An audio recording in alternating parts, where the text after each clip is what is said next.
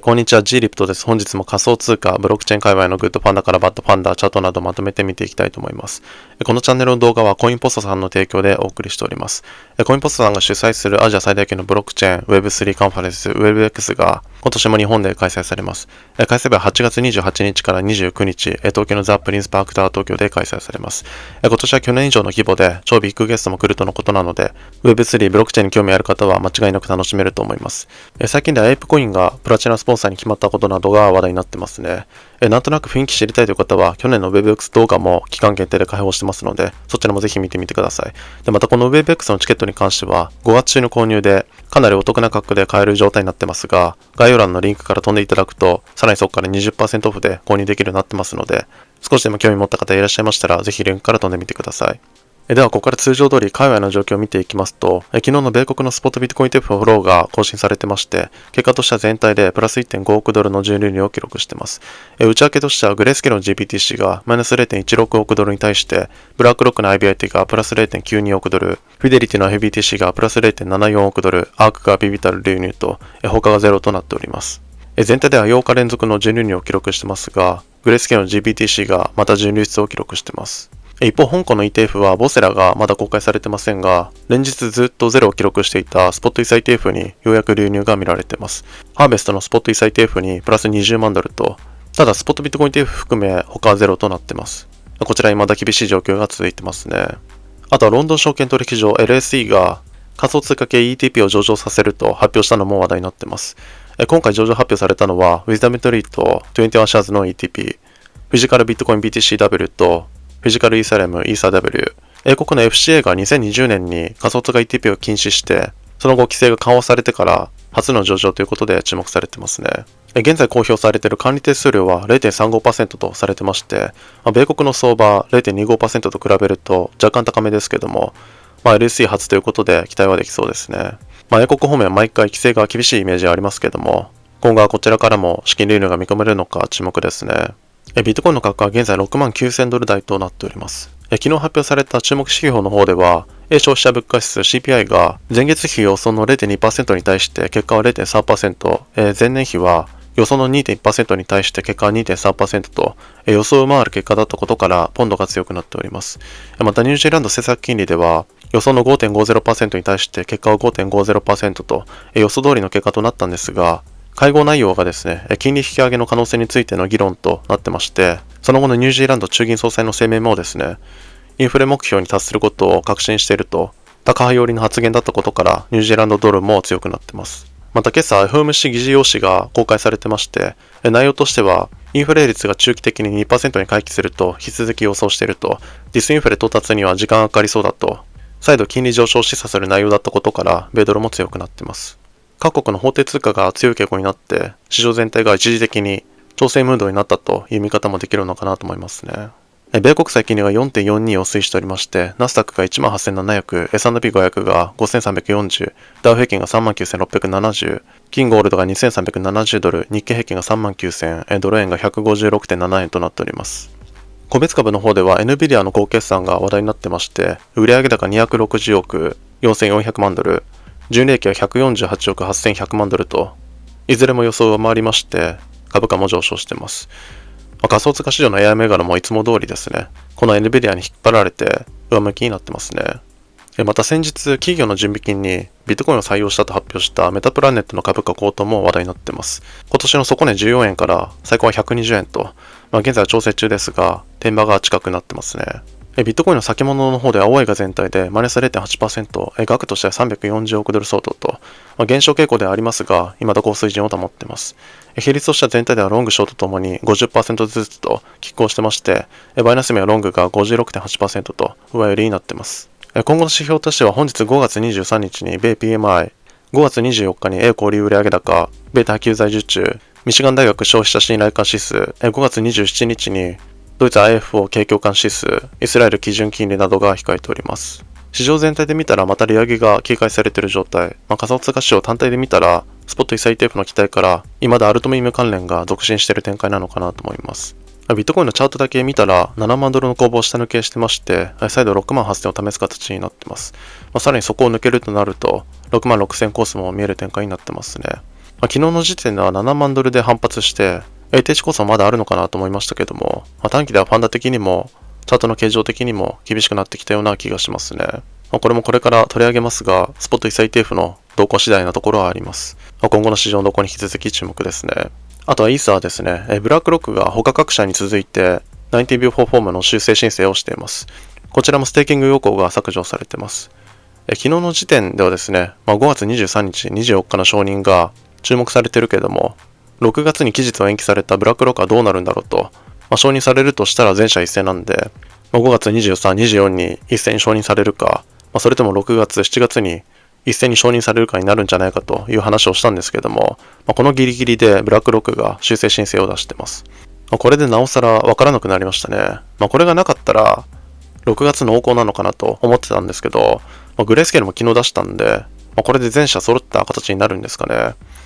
5月承認もあるかもしれないですね。あとは最近の盛り上がりから、イーサの先物 ETF の取引高が定値を更新したのが話題になっています。以前は3月5日の3418万ドルが過去最高となってましたが、5月21日時点では4775万ドルと、以前の定値からプラス 40% の大幅更新となっています。ファンドごとではプロシェアスの イーサが4314万ドルと、このうちの大半を占めているようですね。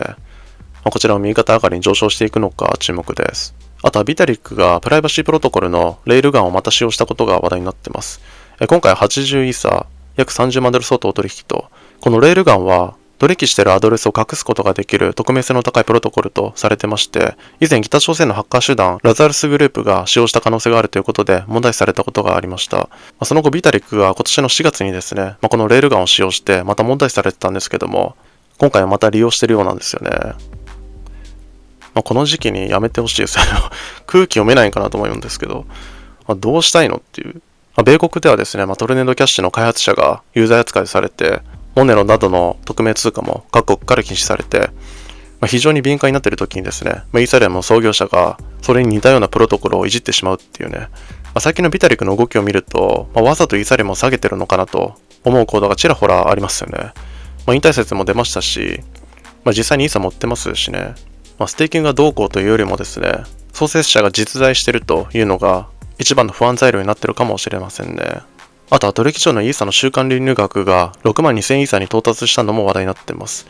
もう処理されたのかどうかは分かりませんけども、取引所のインフローが売り圧ファンドとして捉えられてますんで、警戒されてますね。最近の調整もこういった背景の影響があるのかもしれません。イーサの価格は現在3780ドル、BTC 建ては 0.054 と、ビットコインが下がったせいか、未だ維持しております。デリバティブ市場の方では、オプションの縦玉が前期日でコール寄りになっているのが話題になっています。中でも6月満期は4000ドルから5000ドルのコールポジションが多くなってまして、短期の上掛けが人気になっているようですね。先物の方ではOIが全体でプラス 1.7%、額として152億ドル相当、再度定値を更新しています。比率としては全体ではロングが 50.5%、バイナンスミはロングが 56.4% と、未だ上寄りを維持しています。こちらもスポット ETF の動向次第になると思いますが、チャートだけ見たら、未だ3800から3600の攻防を行き来している状態になっています。承認後の事実売り、また延期でどこまで下がるのか分かりませんが、チャートだけ見ると、3200あたりまで余裕があるように見えますね。上は3800の抵抗を超えられるかが焦点になると思います。イーサの今後にも注目ですね。あと、ここからその他の動向になります。21世紀の金融イノベーション法案と呼ばれている FIT21 が下院で可決されたことが話題になっています。279対136で可決と、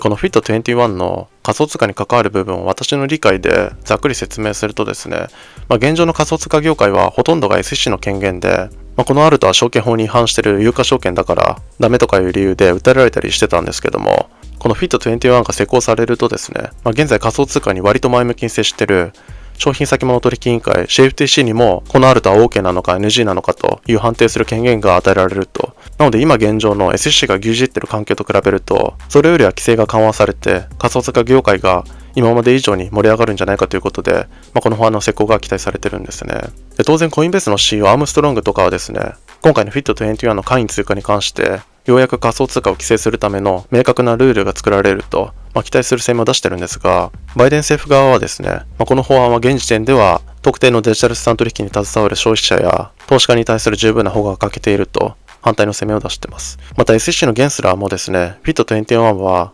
新たな規制の空白を生み出し、投資契約の監視に関する数十年にわたる前例を覆し、投資家と資本市場を計り知れないリスクにさらすことになると、当然のように反対の声明を出しています。この FIT21 もですね、先日の SEC の会計ルール廃止法案同様ですね、大統領が変わらない限りは施行される可能性は低いと言われてますけども、仮想通貨側では盛り上がっている話題になっています。この FIT21 が米国で承認されるのかにも注目ですね。あと他ではメタマスクがビットコインのサポートを検討しているらしいという噂も話題になってますね。確定ではないですが、現在検討中らしいという噂が出てます。未だにこのメタマスクのユーザー多いですから、導入されるとなると、またビットコインチェーンが盛り上がる可能性がありますね。メタマスクの今後の動向にも注目です。あと、ここからアルト関連になります。香港がワールドコインに対して営業停止命令を多く出しています。香港の個人情報保護当局 PCPD はですね、ワールドコインが収集した顔と、公債のデータは不必要かつ過剰で、地域のプライバシー規則に違反していると、すべての業務を停止するよう命じたとされています。ワールドコインの方では最近ですね、こういう各国の規制に対応するために、データ保管の仕様を変える SMPC と呼ばれるものをリリースしたばっかりなんですけども、今回香港から新たに業務停止命令が下っています。ワールドの価格は現在5ドル、BTC 建てはマイナス 0.5%、時価総価は91位ですね。最近の市場の盛り上がりから見ると比較的弱くなっています。ワールドが再度上に迎えるのか注目ですね。あとは NVIDIA 関連で AI 銘柄が伸びてるんで、AI 関連を見ていくとですね、フェッチ AI が AI で人材採用プロセスを自動化するフェッチリクルートメントを発表しています。これにより人事担当者を日常業務から解放し、最高の人材を見つけることに集中できるようにすると。主な機能は効率的なスクリーニングと公平な採用とされています。